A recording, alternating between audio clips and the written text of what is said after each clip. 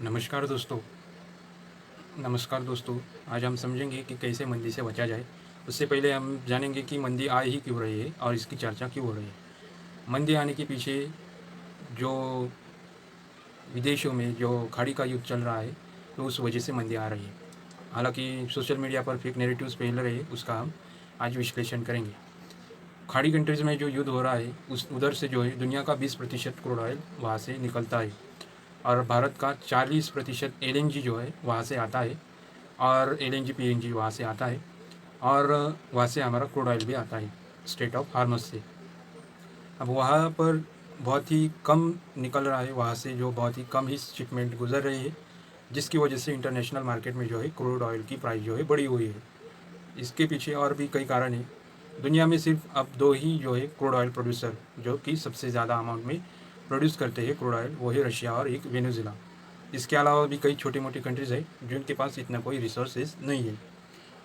और इसमें जो हो रहा है कि हम देखते हैं कि इंटरनेशनली हम जो है क्रूड ऑयल बहुत महंगा ले रहे हैं, लेकिन भारत में अभी भी सस्ते में ही पेट्रोल की कीमत जो है धीरे धीरे बढ़ाई जा रही है। धीरे धीरे इसलिए बढ़ाई जा रही है क्योंकि बड़ा पैनिक ना हो, इसलिए ही धीरे धीरे बढ़ाई जा रही है।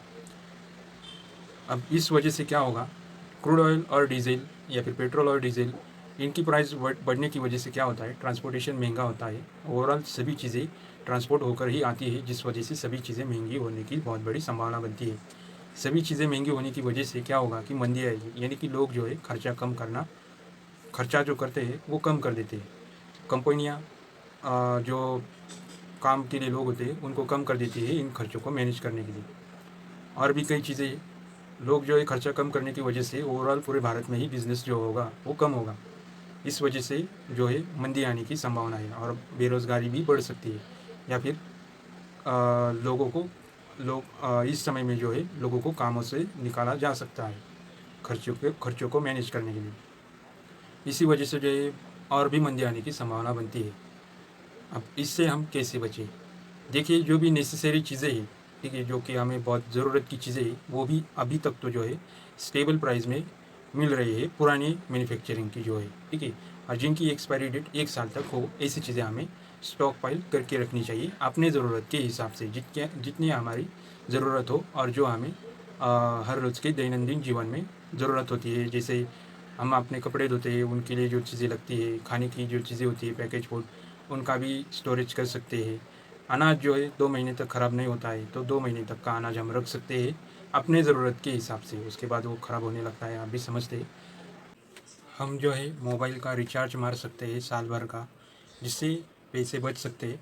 अब इसमें आप कहेंगे कि इसमें क्या ही महंगाई का फ़र्क पड़ेगा। देखिए, ट्रांसपोर्टेशन महंगाई तो वैसे भी बढ़ने ही वाली है, तो कंपनी के भी खर्चे बढ़ने ही वाले हैं, तो ओवरऑल रिचार्ज प्लान भी बढ़ सकते हैं।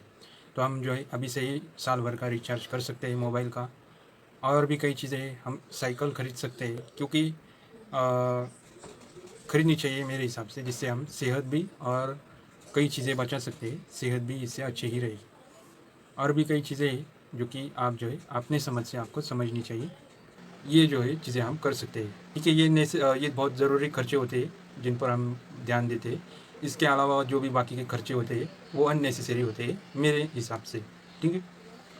अब ये जो चीज़ें हैं आप खरीद सकते हैं, क्योंकि अभी भी जो प्राइजेस है इन सब चीज़ों की वो स्टेबल है, ना ही बढ़ी हुई है, बल्कि स्टेबल ही है। तेल की कीमतों में थोड़ा बहुत उछाल दिखाई देता है, जब भी स्ट्राइक हो जाती है खाड़ी कंट्रीज़ में, तो अपने आप ही उनका प्राइस जो है बढ़ जाता है तेल की कीमतों में, ठीक है। और जैसे कि प्रधानमंत्री जी का भी कहना है, तेल जो है कम ही इस्तेमाल कीजिए खाने में। हालांकि गरीबी बहुत है, गरीबी यानी कि अब तो ज़्यादातर लोग जो है बाहर का तला हुआ खाना, तले हुई चीज़ें, एक्स्ट्रा ऑयल डालकर ही सभी चीज़ें खाते हैं। आप भी समझते हैं, नॉर्मल हो चुकी है ये चीज़ें। और बाकी रूरल एरिया में ही जो है कम तेल कंज्यूम किया जाता है, बाकी शहरी इलाकों में ही तेल ज़्यादा कंज्यूम होता है, तो वहाँ के लोगों के लिए ये सब कुछ चीज़ें हैं।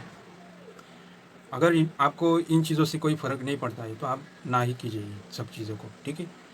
ये मैं उनके लिए कह रहा हूँ जो कि एक एक रुपया, 5-5 या फिर 10-10, 20-20 रुपया जो है उनके लिए मायने रखते हैं।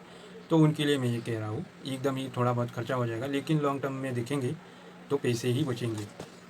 और मैं ये कहूँगा कि थोड़ा बहुत कैश आप घर में रख सकते हैं, 20 से 25 दिन या फिर 1 महीना चल सके इतना। और ये जो है मेरा यूट्यूब चैनल छोटा है और ये कम ही लोगों तक पहुंच जाएंगी, तो इसलिए इससे कोई भी मार्केट इन्फ्लुएंस नहीं होगा। इस वजह से मैं आपको ओपनली ये चीज़ें बता रहा हूँ, ठीक है। अब हमें ये सब चीज़ें ज़रूर से ही खरीदनी चाहिए और इनका कम ही इस्तेमाल करना चाहिए, जो कि कपड़े धोने का जो भी चीज़ें हैं। तो आप भी समझते हैं जब महंगी चीज़ें हो जाती है तो हम उसका इस्तेमाल थोड़ा कम कर देते हैं। तो ऐसे ही थोड़ा थोड़ा इस्तेमाल ही करना चाहिए और देश का साथ देना चाहिए, क्योंकि ये जो समय है इसमें ना ही सरकार की गलती है। अभी के समय में ये सब बाहर की चीज़ों की वजह से जो है ये सब चीज़ें हो रही है, महंगाई, ठीक है। और सोशल मीडिया के फेक नेगेटिव से बचिए और देश का साथ दीजिए और इन सब चीज़ों का इस्तेमाल कम से कम हो कीजिए। छोटी दूरी के लिए गाड़ी ना इस्तेमाल कीजिए, ठीक है। और बस इतनी ही चीज़ें हैं। इससे जो है हम क्योंकि ये हमारी बहुत ही बेसिक चीज़ें, बेसिक ज़रूरतें हैं, इस पर हम खर्चा करते ही हैं। तो ये चीज़ें हमें ज़रूर से रखनी चाहिए घर में और उनकी एक्सपायरी डेट का ध्यान रखिए कि उनका एक्सपायरी डेट जो है 1 साल तक की रखिए। और इससे में ही आपको समझ में आ चुका होगा कि मंदी जो है कब तक चलेगी। इसमें जो है रियल एस्टेट की प्राइसेस जो है गिरने वाली है, तो आपको बहुत अच्छा भी मौका मिलेगा कि आप रियल एस्टेट में या फिर अपना खुद का घर भी खरीद सकते हैं। जो भी बिल्डिंगों में घर होते हैं ऐसी चीज़ों की 30 से 35% तक इनकी प्राइस गिर सकती है और आप अच्छा मौका है, अगर आपको खरीदने है, घर खरीदने है तो आप खरीद सकते हैं। तो मिलता हूँ नेक्स्ट वीडियो में। धन्यवाद जो आपने मुझे इतना समय दिया और वीडियो को लाइक और चैनल को सब्सक्राइब कीजिए। मिलता हूँ नेक्स्ट वीडियो में। धन्यवाद।